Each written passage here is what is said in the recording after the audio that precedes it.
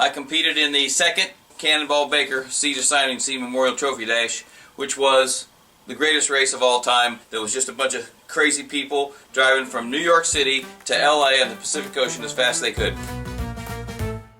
This is Robin Miller, participant in the 1972 Cannonball Run.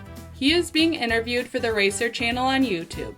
We got 6 tickets. We kept talking our way out of it, telling them we were moving to LA and we're sorry, we'll slow down. And this one guy says, "You're not part of that race, are you?" He goes, "Oh, we don't know what you're talking about, sir." "No, race? We don't know anything about race." By 1972, the Cannonball was in its second year and had grown up a bit. It was now an unsanctioned race with some unspoken rules. But don't worry, it was still a good time. It was as much fun as you're ever going to have, and it was just that kind of spirit of adventure, doing crazy stuff, and that's what you did, I think, back in the 70s when you were young and dumb, and it was just a great adventure, and I'm always going to be thankful to Brock Yates that he let me participate in it, and this is a salute to him and the boys that ran the Cannonball Baker Sea to Shining Sea Memorial Trophy Dash. Welcome to the Cannonball Podcast. So in 1972, I called Brock up. I didn't really know him, and I said, "Hey, Brock, I cover racing for the Indianapolis Star. I got Art Pollard and Johnny Parsons. They're going to help me drive there." And he goes, "Oh, great, yeah, you're in." Although the Cannonball Run was unsanctioned, getting in wasn't as simple as showing up. This had to be top secret to work. So prospective teams carefully outlined who they were, what car they planned to run, and their strategy for crossing the country. After some back and forth with organizers, aka Brock Yates, they'd find out if they made the cut. Once you got going from this parking garage in Manhattan, they stamped your ticket with the time you took off. You got going about 80 miles an hour, and you could get out of New York City. Keeping time might seem simple, but for the Cannonball Run, especially in the 70s, it was anything but. I mean, there was no GPS, no apps, just a clever system that tracked racers across thousands of miles. Here's how it worked, according to Yates during his cameo in the Cannonball Run movie. Everybody is going to get a card like this. When you leave, you're going to punch out here at this time clock. 3,000 miles roughly away from here is another time clock just like that at the Portofino Inn. The difference between the two times is your time across the country. Now, the starting line has changed a few times in Cannonball history, but the most recognized start is the Red Ball Garage, mostly due to its affiliation with and close proximity to Car and Driver. Brock Yates explained in his book, "The offices of Car and Driver were housed in the Ziff Davis Publishing Company building at 1 Park Avenue, 3 blocks from the Red Ball Garage on East 32nd Street. The Cannonball then ends across the country in Los Angeles, or to be more exact. Well, welcome to Portofino Hotel and Marina, based here on our private peninsula in Redondo Beach. Many people don't know that Portofino Hotel is actually the official finish line of the unofficial Cannonball Run race, as it's not necessarily a legal race, but fun fact to know for car enthusiasts. It's just a wonderful place to visit. So, Race car enthusiast Mary Davis opened the Portofino in 1962. It quickly became a racer's hangout, especially the bar. Davis and Yates were also friends, so it became a great place to celebrate the end of a cross-country drive. Back to the 1972 Cannonball. So I flew to New York City by myself. I go into this parking garage where the race is going to start. I run into a guy. He says, "What are you doing here?" I said, "I'm looking for a ride." He said, "Good." Miller unfortunately lost his Cannonball car and then his Cannonball team when they learned there was no prize money. But he wasn't ready to back down. I just bought my mother-in-law a Vegas station wagon. I'm looking for somebody to drive it. So he introduced me to a guy named Wes Don, who was a stock car racer from Ascot Park. Miller officially joined one of the 34 teams that took the journey across the country in November of 1972, a whole year since the last race. I drove the first leg, then I took a nap. When I woke up, I saw a sign that said Lake Erie, 10 miles, and I was trying to think, Lake Erie? That's Cleveland. Wes, bless his heart, was from L.A. He didn't know. He took 80 north instead of 80 south, so that cost us a couple hours. Miller and Don were up against some major competition that year. Donna Mae Mims and a couple of girls, they had a team. Joe Frazon, former NASCAR racer, had a team. I personally am a major fan of the 1972 all-women team that consisted of Donna Mae Mims, the first woman to win a Sports Car Club of America national championship, as well as Judy Stropos and Peggy Nemec. Their car of choice was a Cadillac limousine. The team was also known as the Right Bra Racing Team thanks to their sponsor, the Right Bra Company. They also go down in history for the worst accident during a Cannonball run, when their limo rolled over in El Paso, Texas, leaving Donna Mae Mims with a broken arm. She recounted the incident in Yates's book. During my time to nap, while dreaming I was in a clothes dryer, I woke standing up all hunched and realized we'd rolled the thing and landed right side up. The 1972 Cannonball ended with 26 finished teams out of 34, and in first place was the Cadillac driven by Steve Bear, Bill Canfield, and Fred Olds in 37 hours and 16 minutes. Steve Bear wrote in the Cannonball book, "As we sat there with Fred disappearing through the front door of the Portofino Inn, Bill and I looked over the parking lot to see how many Cannonballers had already arrived. There were none. I really couldn't believe it."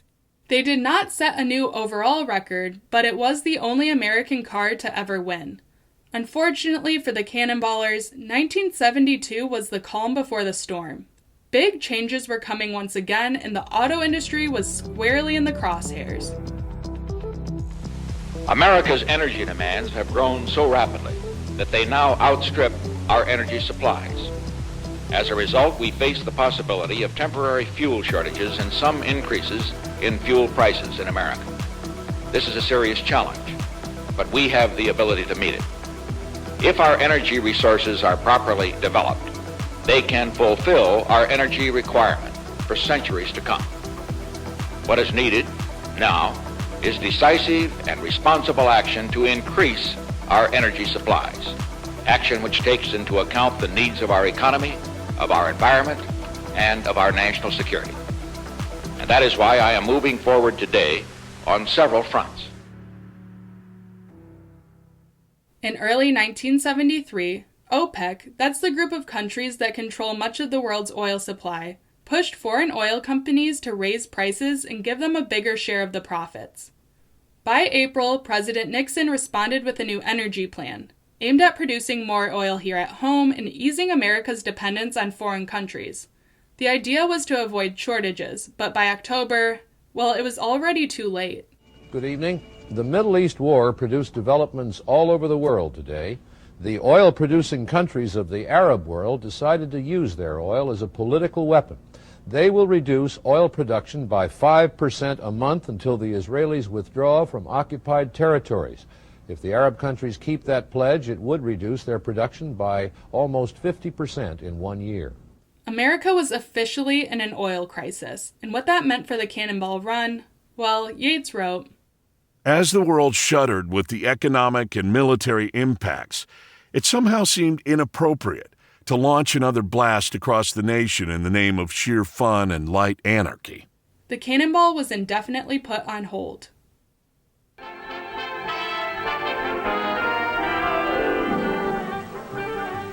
In this century, America has become a nation on wheels. We ride on wheels to work, to shop, to play, to go about any place we want to go. We depend on wheels to bring us the food we eat, the clothes we wear, the things we use. But when we depend on wheels, we depend also on highways and roads and streets for the wheels to roll on. And therein lies the challenge, building highways and roads and streets fast enough to keep up with the need. To understand why the oil crisis hit the U.S. so hard, you have to look at how deeply we'd already built our lives around cars. By the 1970s, driving wasn't just how Americans got around, it was how the country functioned. A big part of that came from the National Interstate and Defense Highway Act of 1956, which created the massive highway system we still use today. It was designed for defense after World War II, but it ended up reshaping everything, where we lived, how we worked, and how we moved all around the automobile. The interstates are pretty much done in the 70s in terms of like coast-to-coast sort of high-speed, limited access highways. Cotton Sealer teaches in the American Studies Department at Dickinson College, and he's the author of Republic of Drivers, A Cultural History of Automobility in America. And so it was really weird that these roads, I think they were engineered pretty much, with certain exceptions, to go about 70 miles an hour on, with the cars of the 1950s, which were a lot less safe. but they're engineered for pretty high speeds. In January of 1974, the national maximum speed limit of 55 miles per hour was implemented in the United States by President Nixon as a direct response to the 1973 oil crisis, with an aim to reduce fuel consumption. So here comes the speed limit. People didn't like it. People wanted to go as fast as they wanted to go. At 55 miles per hour, you save gasoline, which is real money these days. At 55, you save yourself troubles you really don't need. But 55 miles per hour saves you more than that. 55 saves lives. Since 1974, 55 has been the single biggest factor in reducing highway deaths by more than 36,000 people. One of them could be you. 55 saves lives.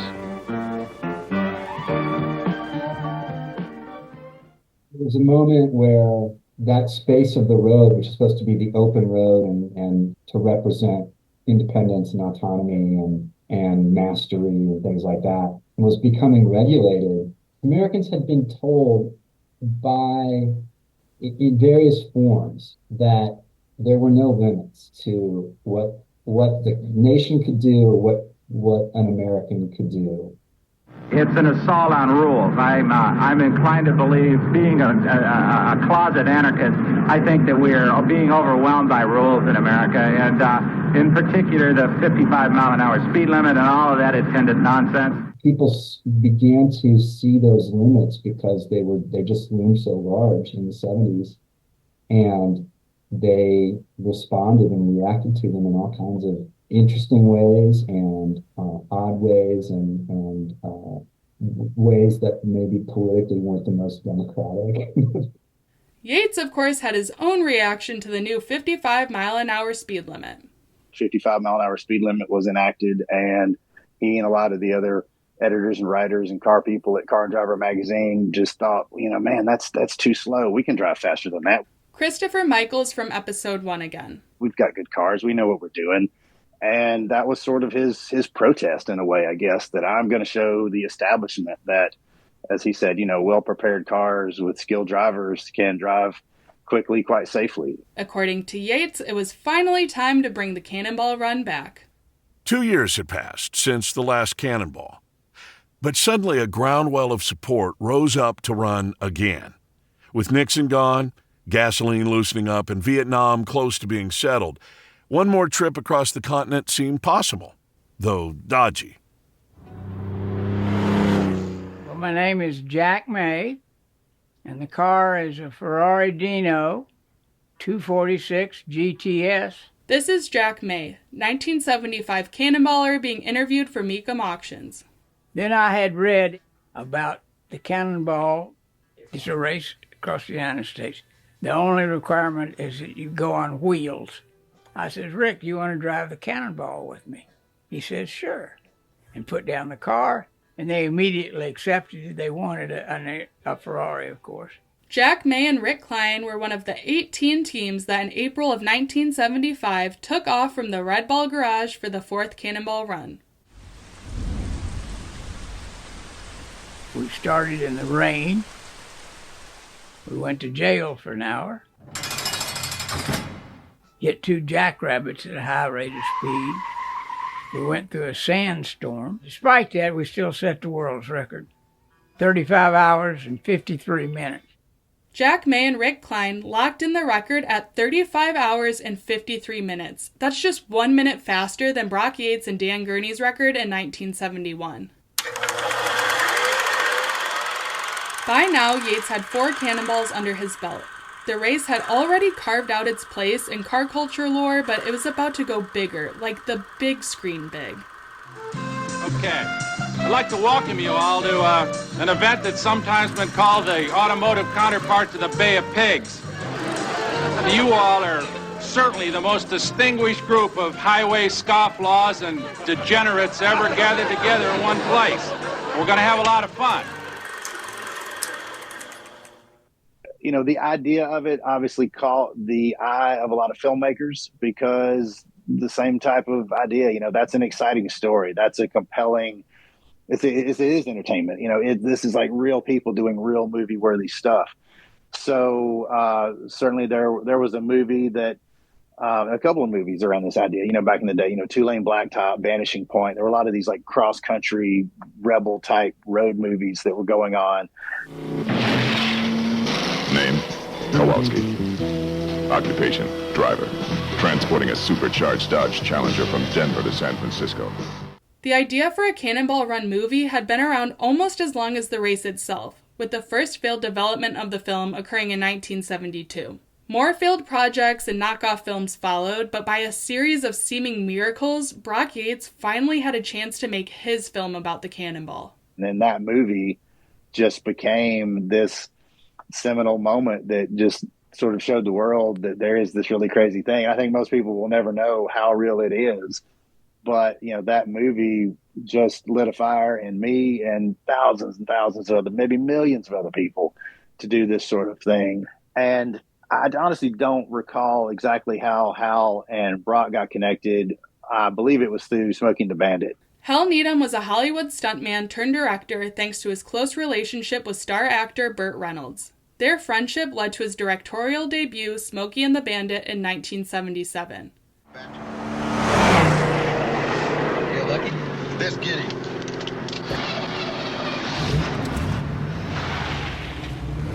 This car 4, where is it? Black Trans Am? It's the Bandit. Yates and Needham first met when Yates covered Needham's attempt to break the land speed record in a rocket car, which abruptly ended when one of the car's chutes failed. However, the incident led to a friendship and eventually Yates co-writing Smokey and the Bandit 2 with Needham. Hal Needham wrote the script to the screenplay for Smoking the Bandit, and Brock was brought in at some point to kind of dress that out. Brock being Hal was an incredible storyteller, but Brock being a genuine writer. Brock was brought in to kind of clean up the script, and that kind of built their friendship in regards to knowing each other and hanging out doing car stuff. Yates and Needham hit it off right away. They both love cars, stunts, and big stories. So it was really a matter of time before the idea of a Cannonball movie came up. So I don't really know which one of them's idea it was to make a movie of it. I'm assuming Hal as the filmmaker of the two of them. Christopher is right. According to Yates, while developing another film with Needham, he casually mentioned the Cannonball races. Needham was hooked, and as Yates put it in his book, at that moment, the movie was created. Although it was instantly agreed we would have to run another race to develop a story. Legendary car and driver editor David E. Davis Jr. was not a big fan of the Cannonball Run. When Davis found out about Yates' plan for a Cannonball Express newsletter, well, Yates wrote that Davis fired me by Western Union night letter. David warned me earlier that he would dismiss me if I ever attempted to run another Cannonball, which now became a toothless threat. It had been 4 years since the last Cannonball, and now there was nothing stopping Yates from trying again. But this time, with car and driver tied to the Red Bull garage, the start line had to move, and it had to go all the way out to the Lock, Stock, and Barrel restaurant in Darien, Connecticut. A small change, but the first sign the Cannonball was going to be different. Brock and Hal working together on Smoking the Bandit sort of cemented their friendship into, hey, let's do a Cannonball and let's make it crazy. Let's come up. And I think they were just up one night coming up with some crazy ideas of, what if we used a fake ambulance? What if we, a fake police car? All these different ideas. And the fake ambulance idea stuck, and they did it in real life. Brock was left to find the ambulance, and Needham happily covered the bill to turn it into a Cannonball contender. So he and Hal dress up as ambulance drivers. They get a fake ambulance with a NASCAR race car motor in it. They get Brock's wife, Pamela, and she pretended to be a patient in the back. And they actually found a real doctor to just ride in the van. Before I open this, don't get your hopes up too high. I was pressed for time. No problem. Holy shit. I'm honored, sir. I'm Dr. Nicholas Van Helsing, professor of proctology and other related tendencies, graduate of the University of Rangoon, and assorted night classes at the Knoxville, Tennessee College of Faith Healing. You may be a little overqualified for this job. And the idea was that they were going to go across the country as fast as they could. And if they got pulled over, they were going to say, we got the senator's wife in the back. She's very important. She can't fly due to a medical condition. We got to get her to UCLA. We got to go. You're holding us up. That was the plan. And it worked. The run kicked off on April 1st, 1979, April Fool's Day. and also the final day of the 3 Mile Island nuclear accident right along the main route out of New York. It's true, thousands have fled the area surrounding the Platte, but thousands have also stayed, hoping their fears of a meltdown would not come true. Of the residents we interviewed, all of them were concerned about the accuracy of the stories coming from inside the Platte's walls, but more worried about what technicians were doing to stop or at least contain what has become the worst nuclear accident in the nation's history. It was a fitting backdrop for what would turn into one of the most chaotic cannonballs yet. The New York Times covered the race, writing, "It is slightly illegal, to race cross-country at an average speed of 86.7 miles per hour, when the country's rules of the road contain a 55-mile-per-hour speed limit, which most of the 47 vehicles that left from Darien on Saturday night or Sunday morning discovered. And most had at least one trick or ruse to fool the police. 2 eye doctors from Reno, Nevada, for example, stopped off at a slaughterhouse in nearby Fannin, Nevada to get a supply of pig's eyes, which closely resemble human eyes, and put them in a box marked, 'Rush to Eye Bank.'" One of those 47 vehicles was a 1978 Jaguar XJS driven by David Hines and David Yarbrough. An unsuspecting duo, Yates wrote of the team in the May 1979 issue of the Cannonball Express newsletter, saying, "A pair of mannerly and otherwise quite sensible British Leyland automobile dealers won the 5th running of the Cannonball Sea to Shining Sea Memorial Trophy Dash and established themselves as the fastest transcontinental drivers in history." The Hines-Yarbrough team won the Cannonball with a time of 32 hours and 51 minutes. That's just over 3 hours shaved off the record time in 4 years. The future of the Cannonball seemed bright. But that was the last chapter of Yates's legendary Cannonball Run races. More on that next time. Is your time across the country. The record stands at 32 hours and 51 minutes. Believe it or not, those guys did break the 55-mile-an-hour speed limit. The Yates-Needham team obviously didn't win, and didn't even technically finish after a series of breakdowns, but they still accomplished their real mission. All the fodder they needed to make their own kick-ass Cannonball Run movie. This is the story of an average guy and a beautiful girl. Hi. Don't tell me your name. I'll just call you Beauty. And his best friend. I am Captain Chaos. And how they all set out one day in an ambulance from New York to California at 150 miles per hour. California, here we come. But they aren't the only ones, because this is the Cannonball Run. This series was created and produced by Mallory Keenoy. Executive producer Tom Keenoy.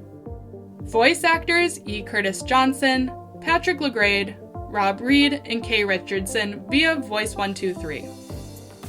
To the Cannonball community, past and present, thank you for keeping the legend alive and proving that tradition and responsibility can share the same road. Special thanks to our Patreon supporters for helping make this project possible. An extra shout out to the Cannonball Sun Solar Car team, the ones who first sparked this journey. Select archival audio and materials were used under fair use for commentary and historical context. This series was inspired by the many stories, films, and records that have kept the legend of the Cannonball Run alive for generations. Music licensed through Foxy Music. Additional production support from Walter Garrity and Jay Roberts. Thanks for listening. You can find us at The Cannonball Pod on Instagram, Facebook, YouTube, TikTok, or wherever you get your podcasts. Follow, like, and subscribe for more.